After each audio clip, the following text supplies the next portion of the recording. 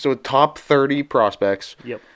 Going into the NFL draft. The draft is quickly approaching. We're going to give you the top 30 guys who should be on most draft boards and who we expect really to go the first 30, right? Right. Yeah, so let's go. Let's do it. I'm not going to sit here and read all 30. If you're just listening, go to the issue Instagram, _issue podcast. You can check out the full list. If you're watching, you can see it on the screen now. I'll run through it one time for those just listening, and then we'll go back. We'll talk about them. So we'll start at 30, B.J. Ojulari. Number 29, Hendon Hooker. 28, Cam Smith. Number 27, Jordan Addison. 26, Broderick Jones. 25, Quentin Johnson. Miles Murphy at 24. Jahmyr Gibbs at 23. Dalton Kincaid at 22. Kalijah Cansey at 21. Brian Breesty, 20. Lucas Van Ness at 19. Zay Flowers and Brian Branch at 18 and 17, respectfully. Darnell Wright at 16. Jackson Smith and Jigba at 15. Nolan Smith and Michael Mayer at 14 and 13. Number 12, Joey Porter. 11, Devin Witherspoon. Peter Skoronski comes in at 10. Bijan Robinson at 9. Will Levis at 8.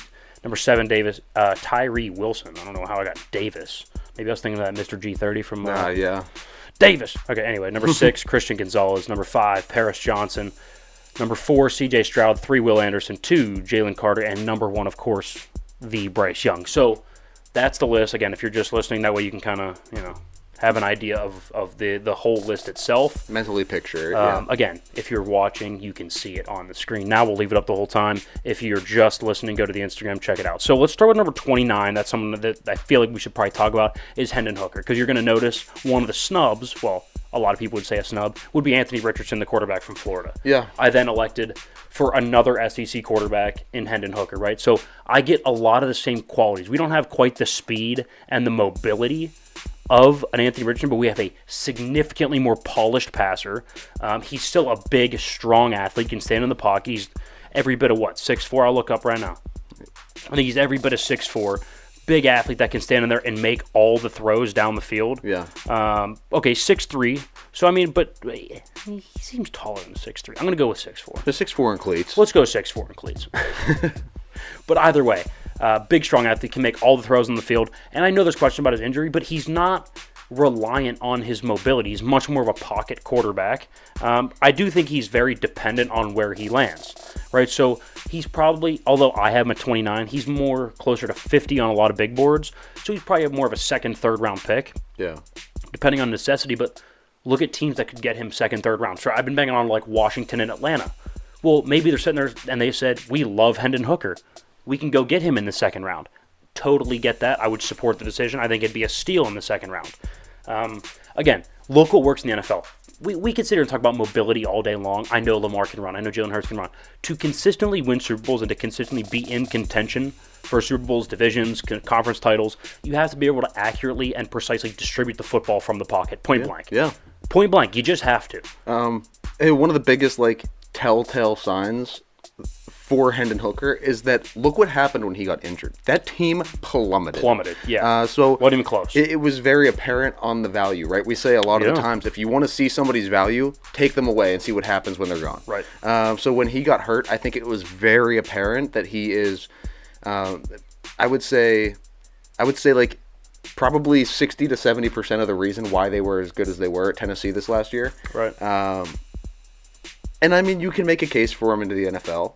I don't think he's maybe the fourth best quarterback. And the Anthony Richardson thing is close. Yeah, it'd be close. But he's either the third or the fourth best, or no, the fourth or the fifth best quarterback. I think that's fair. Yeah. I think that's fair. Again, I'll take him because he's a better thrower of the football. Number 25, Quentin Johnson. A lot of people think I have him too low. A lot of draft boards have him closer to 10 to 15. I know he's got a big frame, big catch radius.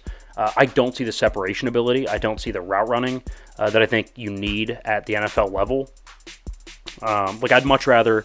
Now it's close to toss up between him and Jordan Addison, but depending on my offensive scheme, depending on my need, I'd probably rather have Jordan Addison. I have Johnston slightly higher because he is bigger. He projects a little bit better. Yeah. So if he can, maybe you shave 10 and add a little bit of speed, right? That's certainly possible. If so, I like him a lot better, so that's why he projects better. He's 2 slots higher than Jordan Addison. But if I need a route runner and a separator, I'm going Jordan Addison. I'm going Jackson Smith and Jigba, Zay Flowers. Yeah. He doesn't have that wow separation, right? Think of guys that have come out, big frame, but don't really separate. Claypool, he's a fine number 2 to a number 3.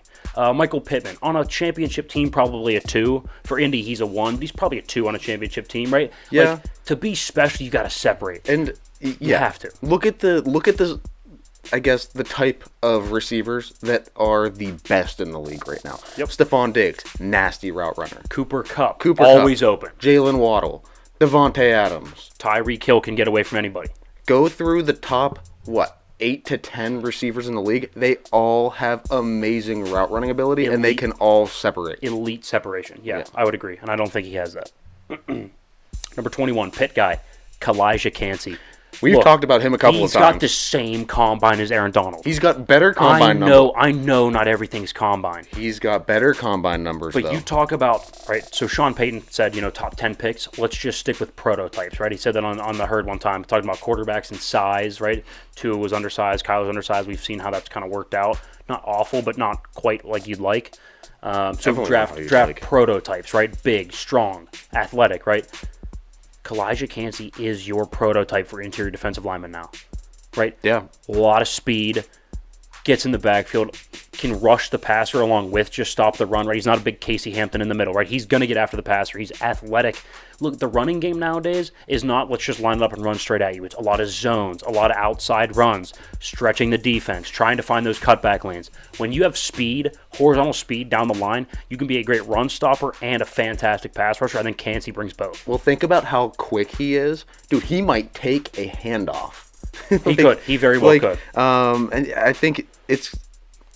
Look, there are measurables that aren't found everywhere. And when you find somebody of that size, of that stature, that puts up numbers, speed-wise like that, and agility-wise like that, and has a vertical like that. Which still is pretty strong. Dude, you don't find that everywhere. Yeah. He's going to be fantastic in the NFL. I agree. Fantastic. At a very important position, too. Yeah, I agree. Number 14, Nolan Smith from Georgia, the edge rusher. Another great position.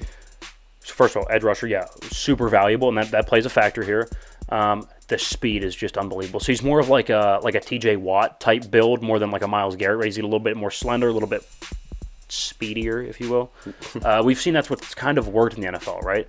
Especially on the edge, right? Him, TJ Watt, Bud Dupree's another one, big speed guy, right? Yeah. So I think Nolan Smith kind of fits that prototype, and I also think he's got plenty of frame to grow into, right? I think if he gets in an NFL weight room, he could easily add 15 pounds and be a really, really solid NFL player in like a year or two. And having a staple guy at that edge rusher position, that can make a decent secondary look really good. Yeah. It can make him look really good. I mean, we've seen what TJ Watt and the Bud Dupree pairing did for the Steelers there for a while. 100%. Even TJ Watt and Alex Highsmith. It doesn't matter. When you have a guy on the edge like that, it's a game safeties aren't, they're not getting winded covering for, 7-8 seconds downfield. Yeah, I will say the only reason he's probably not a little bit higher is because of the size, right? If he doesn't go somewhere with another complementary pass rusher, at least another like B to B plus pass rusher, he's going to get chipped a lot, right? So if you have another pass rusher, you can't always chip Smith. If he's your only good pass rusher, you could chip him, which is a problem for a slightly undersized guy if he doesn't put on a little bit of frame. So that's why he's not a little higher. Number 9, running back Bijan Robinson out of Texas. I think he's not quite a Saquon level prospect at running back, but damn, he breaks tackles. But I think he's a game changer. I think he's an absolute game changer. If he goes to like a Buffalo late in the first round, or maybe even like a Dallas to complement with Tony Pollard, he is going to light it up. Like, to me, he feels not quite a 1,000 guy like McCaffrey did, 1,000 rushing, 1,000 receiving. Could he be 1,700 receiving? I think he 100% can first year in the league. He's so slippery. Like, he is. Once he gets to the linebackers and once he gets to the DBs, it's really hard to bring a guy like that down. Yeah. Because not only can he leave your ankles on the 35 while he just gallops about 70 to 80 yards. He'll run you over, though. But he will put his shoulder down, put it right into the crown of your helmet, and leave you in the turf. For sure. Number 6, Christian Gonzalez, DB from, I want to say Oregon. Let me double check. I want to say Oregon. Either way, long, athletic corner. Kind of reminds me of a slightly better version of Joey Porter Jr.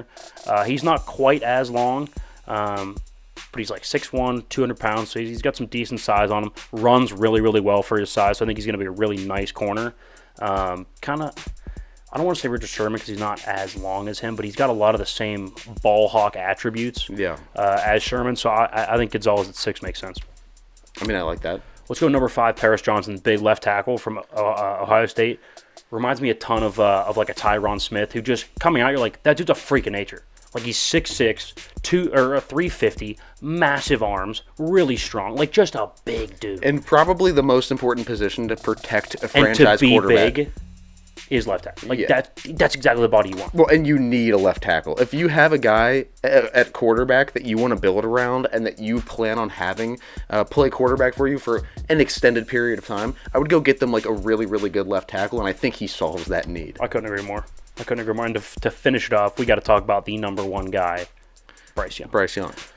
I think he's the most refined player in the draft. I think he's one of the most special throwers of the football we've seen in about 5 to 10 years. Now, that doesn't mean he's the best, but what he's able to do, arm slot, off platform, the shiftiness in the pocket, and able to have a quick trigger, it's just effortless throwing. Like, it almost reminds me of Kyler a little bit. It's just effortless. It just spins so well. Does the size bother you? Because you brought up Kyler. I mean, we've seen what's happened. The undersized quarterbacks don't normally work that well. No, I do think it's a problem.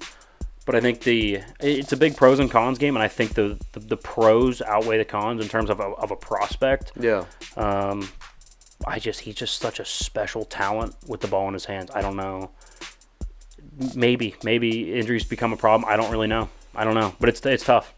Like his But he's size. such a special player. I know. He's so good. If he just was like 4 or 5 inches taller. Not even. Give me 4. Give me 4. Give me 4 inches taller. Give me 35 to 40 more pounds.